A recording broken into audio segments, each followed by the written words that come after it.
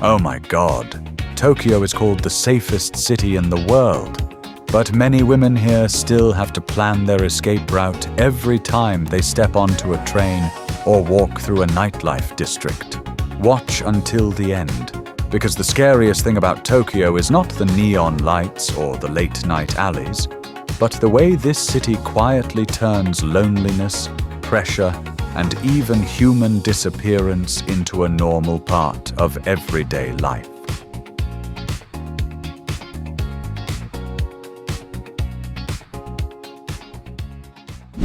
Tokyo is the safest city, but women still feel afraid. Tokyo is called one of the safest cities in the world, but that does not mean every woman feels safe walking outside alone. A clean street, a brightly lit station, or a train that arrives on time cannot erase the uneasy feeling when someone stands too close, stares too long, or walks just a little too slowly behind you. That fear is not just a vague feeling. A 2024 survey by the Tokyo Metropolitan Government found that 56.3% of women and 15.2% of men had experienced chikan, meaning groping or sexual harassment, on trains or inside train stations. That number makes the image of perfectly safe Tokyo much more complicated. The problem is that many situations are not loud enough for outsiders to notice. Sometimes it is just a gaze that lasts too long, someone pressing too close inside a train car, a street tout calling out at night, or a feeling that something is wrong but hard to prove. In a society that values politeness and not bothering others, speaking up can become its own kind of pressure. That is why many women learn small calculations for protecting themselves, choosing brighter streets, standing near train doors, holding their bag in front of their chest, sharing their location with friends, or avoiding certain areas late at night. Tokyo may be safe on paper, but the feeling of a male tourist strolling at night is not the same as a woman standing alone in a packed train car at 8 a.m., and the place where that fear becomes most visible is the rush hour train. 10 minutes on a train that make women stay silent. The train doors open, and dozens of people step in at once. Within seconds, the entire car becomes a solid block of bodies, almost impossible to move in. A woman stands near the door, holding her bag against her chest, eyes lowered, her shoulder pressed against the person next to her. For tourists, it may feel like a strange experience. For many women in Tokyo, it is 10 minutes of staying alert from beginning to end. In Japan, chikan is the word for groping or harassment in public spaces, especially on trains.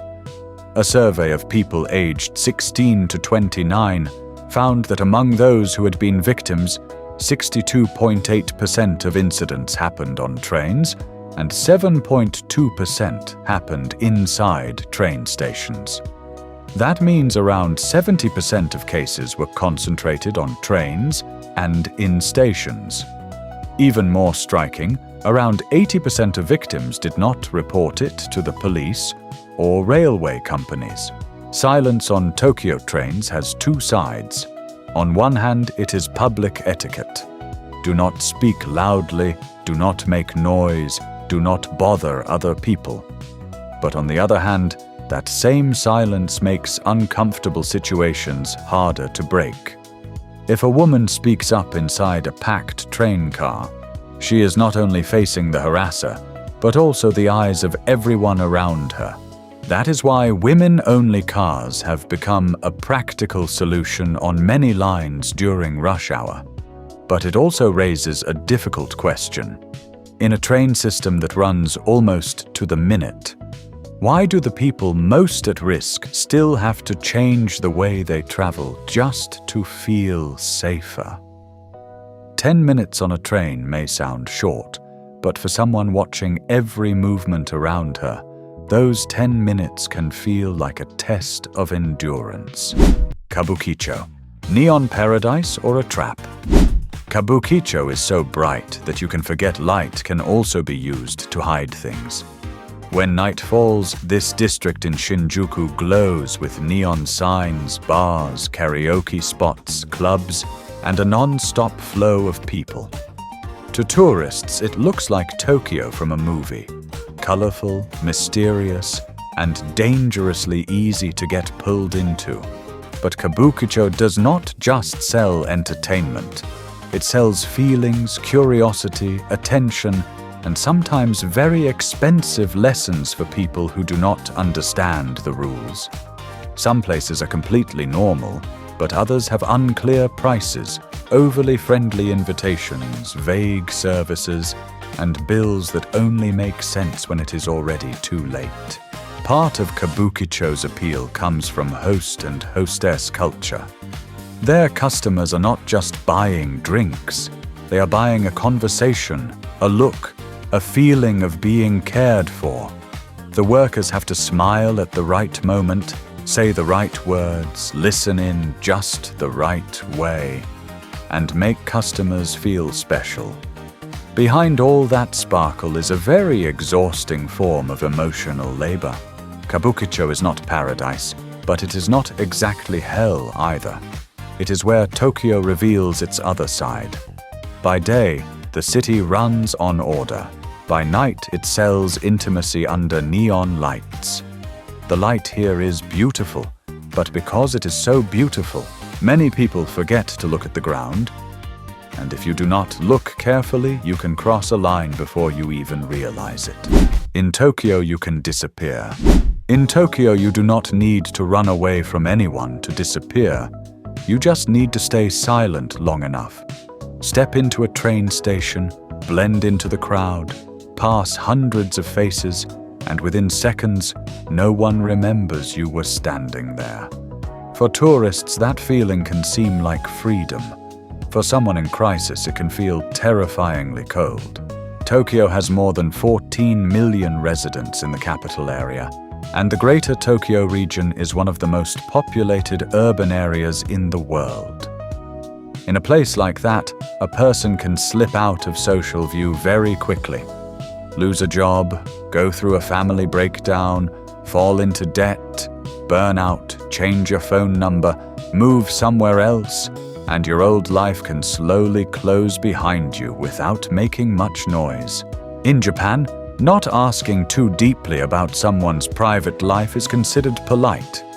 People do not pry too much, do not force others to share personal stories, and do not intervene unless someone speaks up first. That helps society feel smooth and calm, but it also creates a chilling downside. If someone is falling, they can fall for a very long time before anyone notices. Tokyo does not need chaos to make people disappear. It only needs to be too big, too crowded, too busy, and too used to everyone taking care of their own life. You can stand among thousands of people and still not truly be seen. And when disappearing is that easy, Tokyo at night is not a place for the naive. Tokyo at night. One wrong step can cost you. Tokyo at night is rarely dangerous in a loud, obvious way, but one polite invitation can cost you a lot. You walk through Shinjuku after midnight, see the bright signs, the convenience stores still open, the streets still clean. Then someone walks up, speaks just enough English, and invites you into a bar to just take a look. To locals, Tokyo is still a safe city, but safe does not mean there are no soft traps. Streets with touts, bars targeting foreign visitors, services with unclear prices, or staff who are too eager to pull customers inside are all signs you need to read. Tokyo locals do not necessarily fear those places. They just know how to avoid them. The risk here does not need pickpocketing or threats. It can be a table charge, service fees, overpriced drinks, a bill that is nothing like you expected. or the feeling of being pressured to pay in a place where you do not know how to react. The trap is that everything still looks polite. No one needs to shout. A smile and a line like, "Just come in for a minute," can sometimes be enough. What makes tourists stumble is that they trust Tokyo too much. But politeness is not the same as transparency. A nightlife district is still a nightlife district, and there will always be people making money from curiosity, inexperience, and a guest's hesitation to say no. Tokyo does not need to scare you. It only needs you to let your guard down for a moment. Tokyo sells loneliness as a service. Tokyo does not just sell food, technology, or entertainment. It also sells the feeling that someone is listening to you. Loneliness here does not always look sad. It can look very neat. Eating alone, living alone, taking the train alone, shopping alone, then going home without really talking to anyone all day. Japan has started treating loneliness and social isolation as serious social issues. A government survey found that 39.3% of people in Japan said they felt lonely to some degree in 2024. A law promoting measures against loneliness and isolation also came into effect in April 2024. In other words, loneliness is no longer just the private problem of a few quiet people. In that context, services where you can rent someone to talk to, rent a companion, rent someone to listen, or even rent a fake family no longer feel that strange. They exist because the need is real. When life is too busy, people keep too much distance, and real emotions are too hard to say out loud. The market begins selling a short-term version of intimacy. A paid conversation may sound cold, but for some people, it feels easier than opening up to family or co-workers. You pay, someone listens, the meeting ends, and no one owes anyone anything. That is the part of Tokyo that feels both modern and sad. Even care can be scheduled, packaged, and sold as a service. They are homeless, but they do not sleep. Outside, in modern Tokyo, there are homeless people who do not sleep on sidewalks, but behind the partitions of internet cafes. They do not set up tents in parks, lie outside train stations, or create the kind of poverty people easily recognize. By day, they may dress neatly, ride the train, work temporary jobs, and buy convenience store meals like everyone else. This phenomenon is often called net cafe refugees. An earlier survey by the Tokyo Metropolitan Government estimated that around 4,000 people in the city were living in this kind of situation. Tens of thousands of people also spent the night in internet cafes or similar facilities on weekdays. The numbers may change over time, but the main point is clear. Homelessness in Tokyo is not always out on the street. Internet cafes in Japan can offer just enough to get by. Reclining chairs, computers, drinks, quick meals, showers, and sometimes private booths. For someone who cannot afford rent, does not have stable employment, lacks paperwork, or cannot pay the deposit for an apartment, this may be the least bad option. It is not a home, but it is better than sleeping outside. The heaviest part is the invisibility. These people do not necessarily cause trouble, ask for money, or fit the image of poverty society expects to see. Tokyo still shines, the trains still run, tourists still take photos of the neon. But behind those tiny cafe partitions, there are people getting through each day without a real room to call home. 2 square meters in Tokyo. A room or a cage?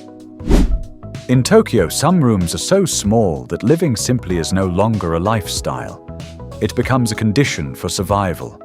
Everything has to be folded, hung up, pushed into corners, or stored in tiny empty spaces.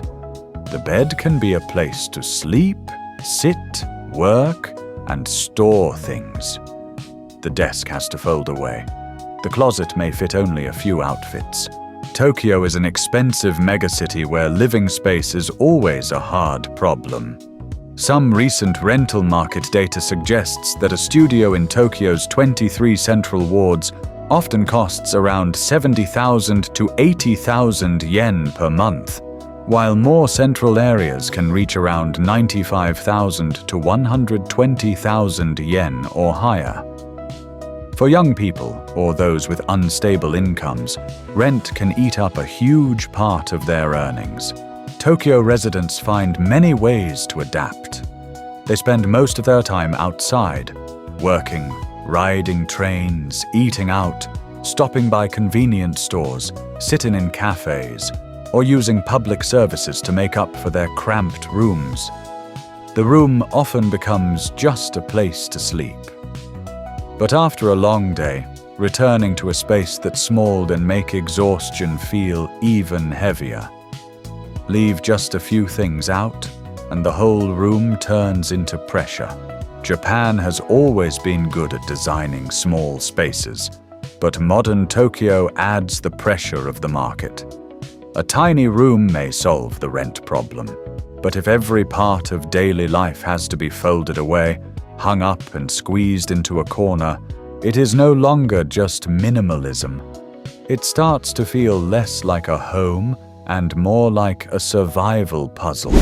Karoshi, dying from working too hard. Karoshi is a word that sends a chill through the world because it means death from overwork. The fact that a society has a specific term for this phenomenon is enough to make people stop and listen. In Tokyo, work is not just a way to make a living. For many people, it is tied to honor, responsibility, personal image, and loyalty to the group. According to data from Japan's Ministry of Health, Labor and Welfare for fiscal year 2024, Japan recognized 1,304 cases of death or health disorders linked to overwork. Among them, 247 cases involved strokes or heart disease, 1,057 involved depression or other mental health disorders, and 89 were connected to suicide or attempted suicide. To understand karoshi, you have to understand Japan's culture of responsibility. Being on time, enduring, not giving up, and not disappointing the group are all important values. But when pushed too far, they create invisible pressure. An employee may be exhausted but still not want to be the first to leave the office. They may be overloaded but still take on more work. They may need rest but feel that resting is selfish. The scariest thing is that karoshi rarely arrives like a sudden explosion. It builds through sleepless nights, rushed meals, emails after working hours, and all the times the body's warning signs are ignored. Tokyo does not only run on technology, trains and buildings full of light, it also runs on human energy, and human energy always has a limit. Tokyo wears you down without being cruel. Tokyo does not need to break you with one big shock. It only needs to make you repeat the same rhythm every day. Squeeze onto the morning train, work until night, eat quickly in a small restaurant, return to a cramped room, then wake up the next morning and do it all over again as if nothing happened. From the outside, Tokyo still looks clean, safe, efficient, and polite. But for many people who live here long enough, that smoothness itself is what slowly wears them down, even if they do not know how to explain it. Exhaustion in Tokyo doesn't always come from one obvious event. It comes from small things that repeat again and again. A train car that is too crowded, rent that is too high, work emails after hours, apologies that must be said at the right moment, and the feeling that you always have to behave in a way that fits the space around you. You should not speak too loudly on the train. You should not stand in the wrong line. You should not bother other people. You should not let anyone see that you are getting too weak. Each rule may sound reasonable on its own, but when they stack up day after day, life can start to feel like a quiet test. Look at Tokyo as a whole, and you can see how all these stories connect. Women stay alert in a city known as safe. People on trains remain silent even when they feel uncomfortable. Kabukicho sells the feeling of being cared for under neon lights.